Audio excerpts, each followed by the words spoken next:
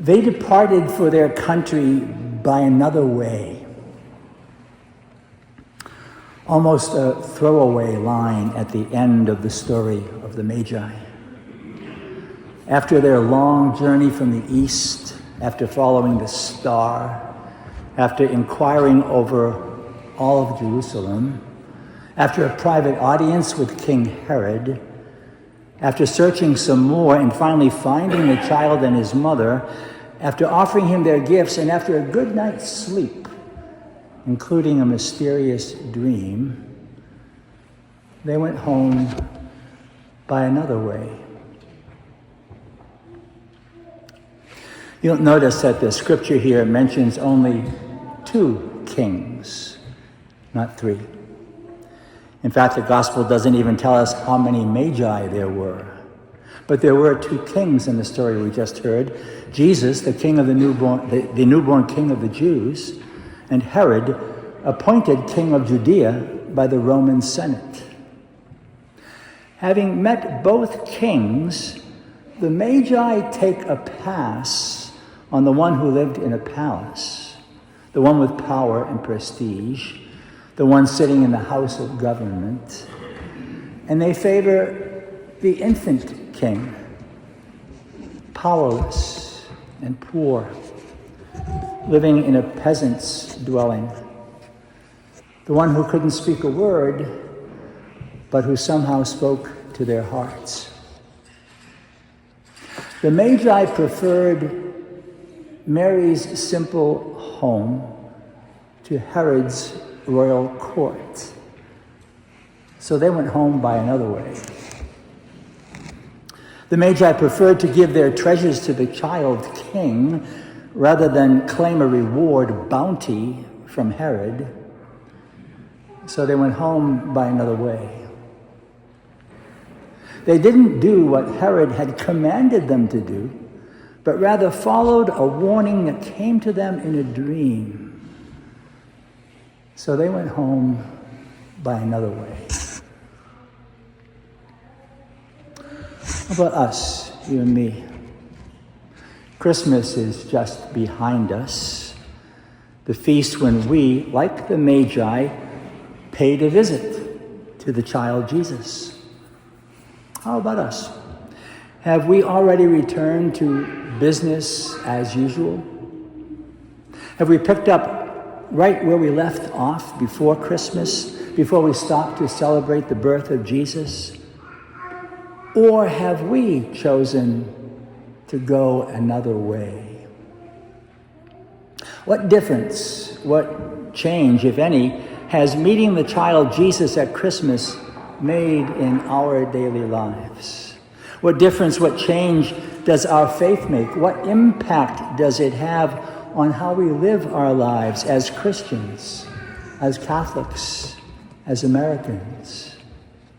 Does our faith ever direct and change the route we're traveling and the goals we're pursuing so much that we find ourselves going another way? Just hearing that the Christ had come literally uprooted the Magi's lives. They left home on account of it and traveled far.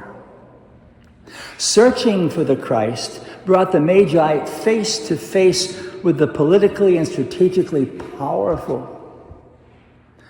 And meeting the Christ child was enough to turn them away from the seduction, the influence, and the prestige of the royal court, and to set them out on a brand new path, heading back home by another way. I have to make a confession here.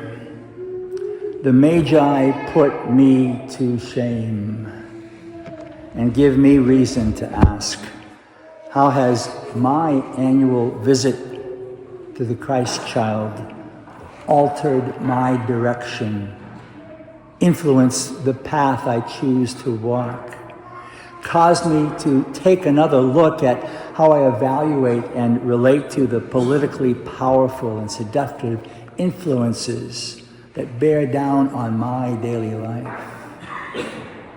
Has my faith experience this Christmas, how does my faith experience map the route I'm taking? Map the route my life is pursuing. Reroute my direction when I realize I'm heading in the wrong way. Or determine to what king, to what authority, to what power and influence do I pledge my allegiance as a Christian, as a Catholic, as an American. To put it in the vocabulary of today's gospel, what star guides my way? Do I follow any star beyond the light of my own choices and desires, my own mind and my own will? And where is the star I follow leading me? More importantly, more tellingly, what star, whose star do I follow? Again, in the terms of the gospel story, what gifts do I bring to offer? Do I offer the best of what I have for others, or only what I feel I can most comfortably afford to give away? Do I keep the best of what I have for myself and give others only some of what's left over from my excess? Does my encounter with Jesus influence my response when I'm tempted by prestige, wealth, and power? Has my encounter with the Christ child given me a hunger, a thirst, a desire for what's simple, what's true, what's fair, what's pure, what's just? Has my visit with Jesus this Christmas in any way recharted my journey, the journey I'm on? Or am I already back in Herod's royal court? My visit with Jesus safely tucked away for another year, boxed up with the Christmas lights, the decorations, and the figures in the nativity set. As I said, the Magi put me to shame. But they do that every year. And they do it at just the right time. We celebrate Epiphany right after New Year's, our annual time for taking stock of what has been and looking forward to improve, to grow, to make changes in the year ahead. Even perhaps to discover, you know what? I need to go home by another way. What we celebrate in the Christmas mystery is how God changed his route and came to visit us in Jesus.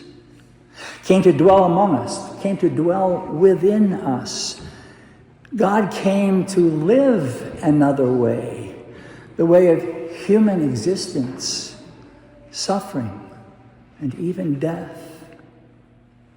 The Lord came this way, our way, to show us another way, his way, to live our lives.